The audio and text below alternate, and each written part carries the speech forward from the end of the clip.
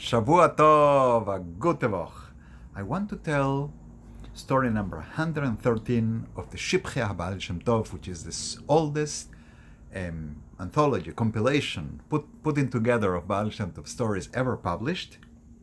The title of the story is Rabbi Mendele Premishlan, Rabbi Mendele of Premishlan,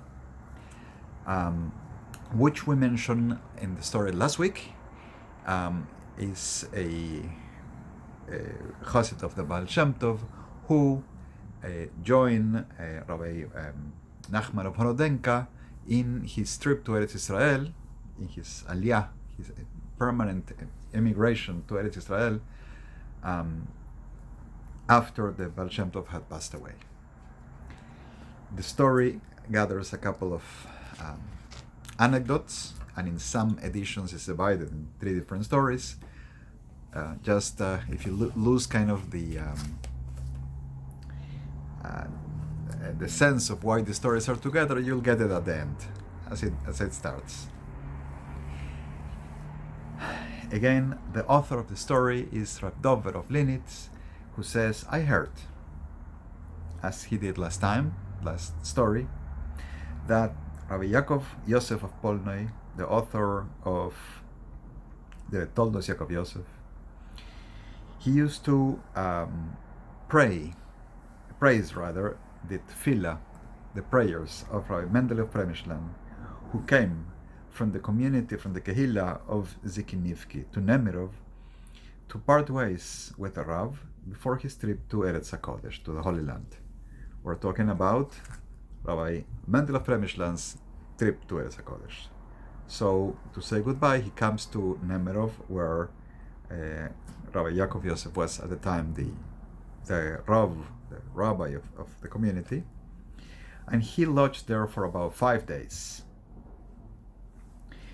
He arrived on a Wednesday, at the time when the Rav was praying his tefillah, his prayers of Mincha, the afternoon prayers, and the carriage with the horses of Rabbi Mendele was parked, was standing, but nothing was taken out of it.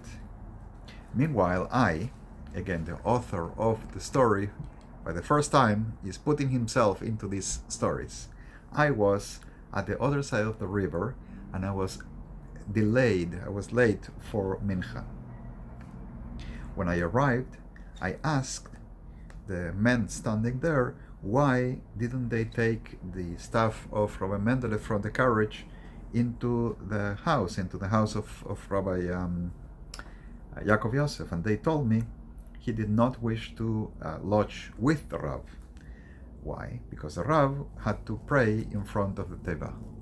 It was the honor of a man, the importance and the age of Rabbi Yaakov Yosef, that he should be the one leading the prayers.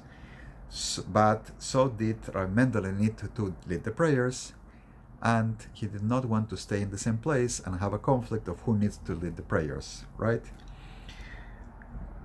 So he rather stay nearby to see the Rav, but not in the same place. He did not want to take the place of the Rav for the Mincha prayers.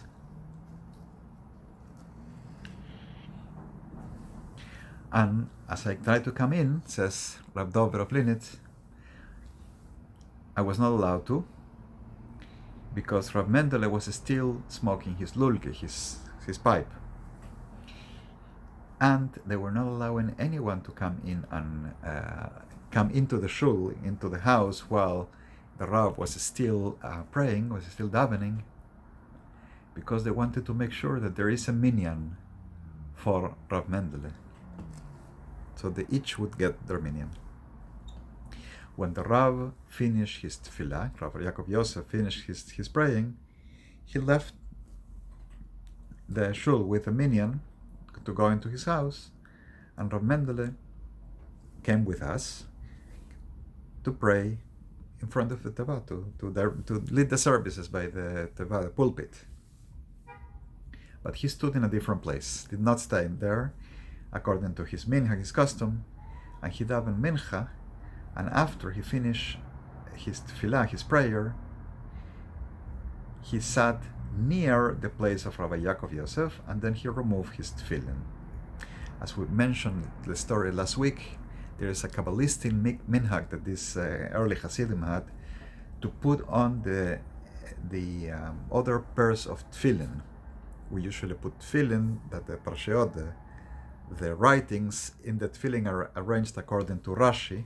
There are different opinions according to Rabbeinu Tam and what's called the Shimush Rabbah, and many Mekubalim, many Kabbalists would put on those tefillin by the time of Mincha. So did Mendele of Premishlan and Rabbi Nachman of Radenka. So by Mincha, after praying, he's just removing his tefillin and the talis, like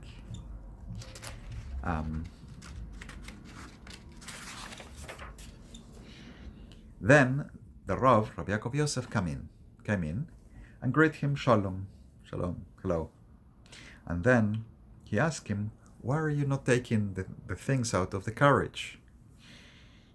And he answered but couldn't say anything. He was stuttering. He had not spoken for 12 years at all.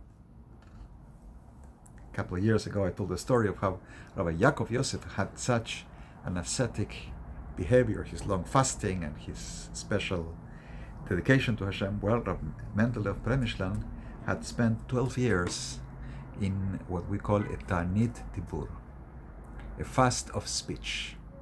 He would communicate with people through writing. He would say the words of the prayers, the words of the Torah learning, the Tehillim that he would recite, but he didn't speak to people. Now, it was difficult for him to speak. So he sat down to allow the words to come out of his mouth, and it was difficult to get him to answer something. I could not stand seeing this, says Radover, the author of the story. So even though I was ashamed to speak in front of the Rav, Rabbi Yaakov Yosef, I saw myself forced to say it. And I explained that Rav Mendele couldn't stay there because of the tefillah, because a person of your high level should be the one leading the services in front of the teva for Mincha, for Shabbos, but he also should. So the Rav said, well, should not delay the prayers.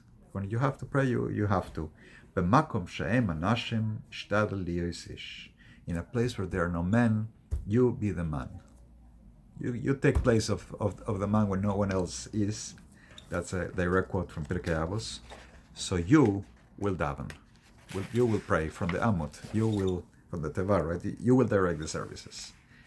Rabbi Yaakov Yosef was telling the Mendele of Premishlan to take his place and to pray exactly from there.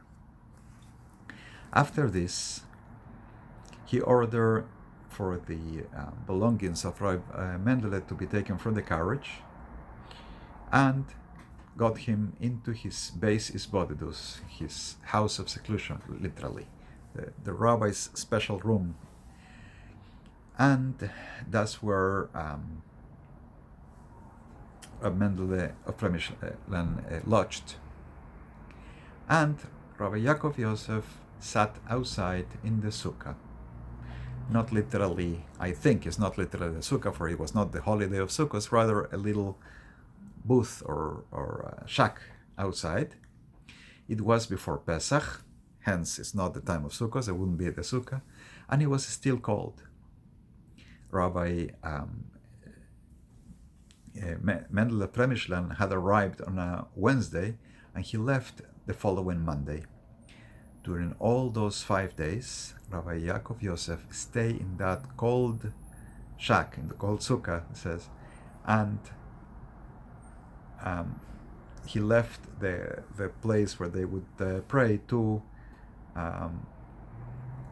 Rabbi Mendele of Premishlan, and the Rav did not sleep there even once. A huge personal sacrifice to do the mitzvah of Achnasas Orchim, right? To welcome him in a special way. That's my reading from this. When Rabbi Mendele continued in his way after Nemerov, Rav David of Linitz. We mentioned him 3-4 weeks ago. He was also thinking on leaving for the Holy Land, among a great number of Hasidim in those days who made Aliyah. And he wanted to first see Rabbi Mendele, did not find him in Nemerov, so he lodged in the house of the Rav. So I heard that the Rav praised very much the tefillah of Rav Mendele. We're talking about Rav Yaakov Yosef, and he said, I became like one man in the multitude. I forgot the derech tefillah, the path, the way of the prayers, and they remind me of it.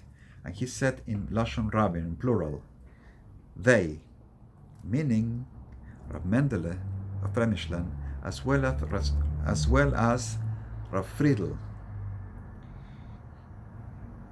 Rav Friedel also prayed by Rav Yaakov Yosef before the arrival of Rav Mendele, a Monday morning before, and he prayed from the teva. He was given the honor to daven from the Amud by Mincha, and Rabbi Yaakov Yosef said, when he says,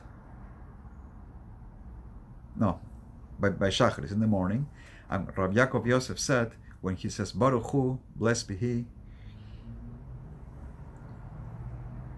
it was shown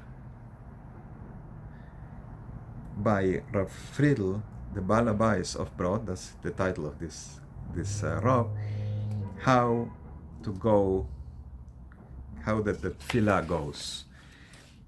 How, just saying Baruch Hu, like put Rabbi Yaakov Yosef in his path of the proper prayer. I also heard another story, another anecdote that Rav Dover hears. That once Rabbi Yaakov Yosef allowed the Shabbos prayers to be led by Rav Pinchas of Koretz in the Holy Kehillah of Polnoi. And the Rav of our Kehillah, Rav Gedalia of Linitz, said, when I told him about this, he said he was very surprised about the story of Rav Mendele of Premishlan. He said, I heard from the Rav, he used to say that he always regretted allowing someone else to direct the tefillah. But about Rav Mendele, who was only 36 when this whole story happened, while Rav Yaakov Yosef was 60 years or older, he let him pray gladfully in his place.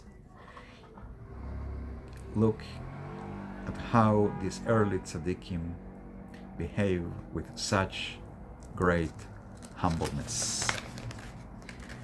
Now, to wrap the whole thing, the last part, I heard that Rav Mendele accepted the honor that was given to him by the Rav. And I also heard that when he was continuing his way to the Holy Land, to Eretz HaKodesh, he went through the old community of Constantine, another community farther south. And the whole city came to greet him. And he said to the Rav, to Rabbi Yaakov Yosef, that the kovod, he says the words, was to me like a heavy burden. Rabbi Yaakov Yosef answered that the Baal Shem Tov used to always ask in his tefillah that people who speak about him heavily, even blasphemy. And Rabbi Mendele said that he had thought of a similar eitzah, similar advice. The reason why his prayers were so highly praised by Rabbi Yaakov Yosef. At the end of this last anecdote, he was very, very humble, did not want people to think highly of him. He was only praying to Hashem. Here is what's so praiseworthy. I am translating all the stories of the Shivchei of Shem Tov, this old compilation of Shem Tov stories, and telling them over in this channel in English as well as in Spanish. I appreciate contributions and help for that purpose, as well as I am translating into Spanish with the hopes to translate the book from Hebrew to Spanish and publish it sometime in the future, and I appreciate also contributions for that effort.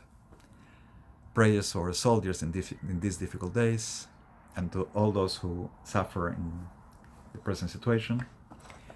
Shavua Tov, a gute Woche.